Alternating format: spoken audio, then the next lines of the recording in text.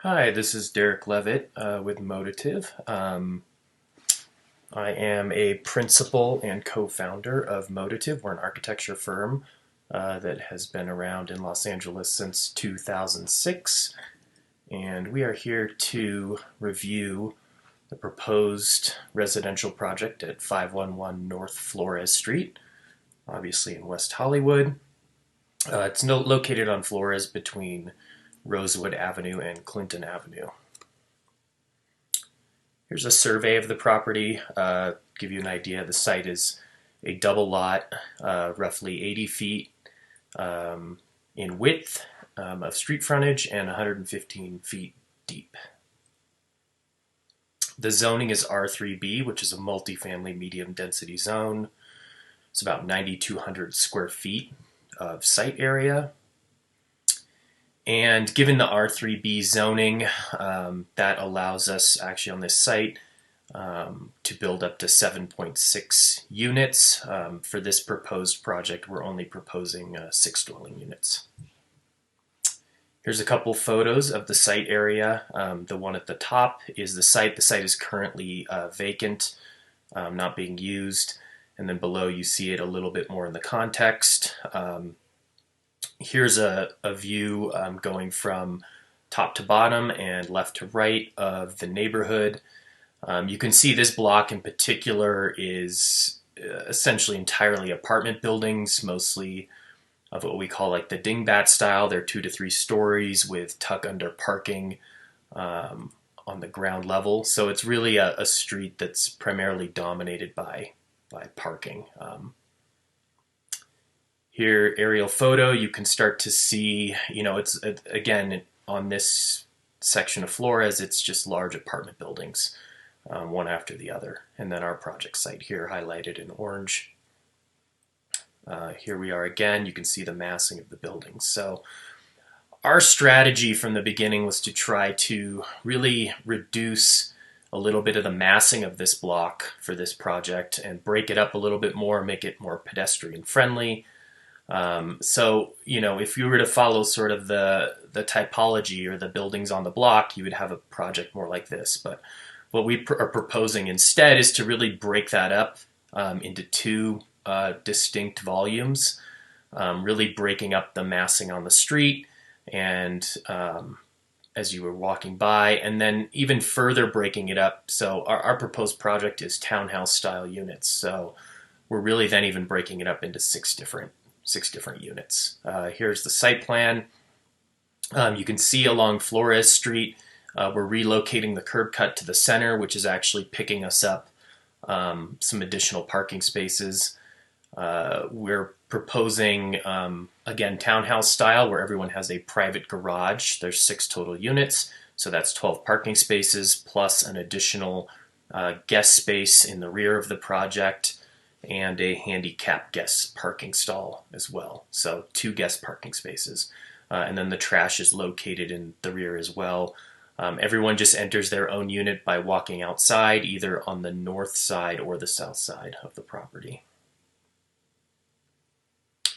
Here's a first look at the project from the street. So again, you can see the massing is more broken up.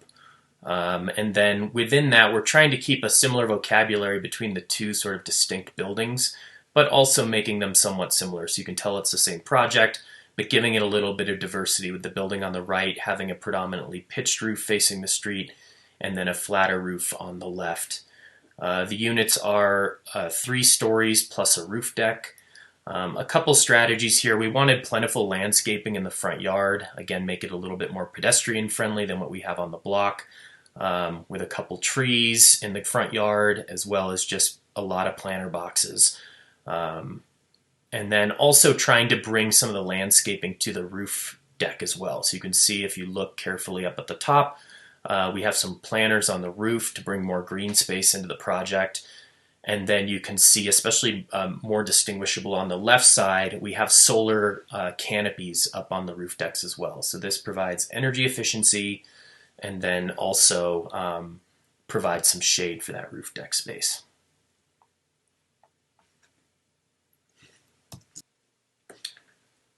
So continuing, we'll take a look at the rear of the project. Again, you can see two distinct buildings with the pitched roof. You can see up onto the roof deck, you can see the solar canopies, the landscaping again, and then trying to just bring some variety to these facades too, and placing importance on them as well. So it's not just significance on the front facade, but creating a lot of different ins and outs, articulation, even a balcony facing the rear as well. Material-wise, we're really focused on three different materials here: some white integrals color smooth stucco, some wood siding, and then the far right here is the natural concrete block of the site walls. A little bit more on project information. So we are under the allowable height of 35 feet. But have a maximum projection to the top of the stairway of 41 feet 3 inches, which is permitted by code. We're providing, as I mentioned before, 14 total parking spaces, 12 for the residences and 2 guest spaces. And then we're meeting the private open space requirements of 120 square feet per unit. Looking at the floor plans, the ground floor is predominantly private garages. But one of the units on the bottom right here you see does have a bedroom and accessible level, ADA accessible level on the ground floor. The second level varies between the units. Some of the units this contains the living level, as in the front two. In the back 4 units, in the middle units, it contains the 2 bedrooms and 2 bathrooms. Then up to the third level. Gets reversed. The front 2 units have bedrooms at this level, and the back 4, that's where their living space occurs. And then going up to the roof deck, you can see again built-in planters, the dash line representing the solar canopies for all the units, and roof plan. Elevations of all the sides. So again, the language is maintained, some wood siding, stucco, varying the windows to give some life to these various facades. And you can really see the articulation of 6 different individual units, each one having its own roof access, pitched roof area. And then in the elevation at the bottom here, you can see those are the entries to the units from the side yard. And then a few elevations of the internal courtyard. Some sections of the building. Then we have a full landscape plan. You can see here where the planting is being located throughout the site. We put as many available landscape areas as possible, both on the ground level and on the roof deck level. And here you can see the landscape palette with plants that are both water-wise, but also trying to bring some color and life to the building through the landscaping. And that concludes our presentation for today. Thank you very much.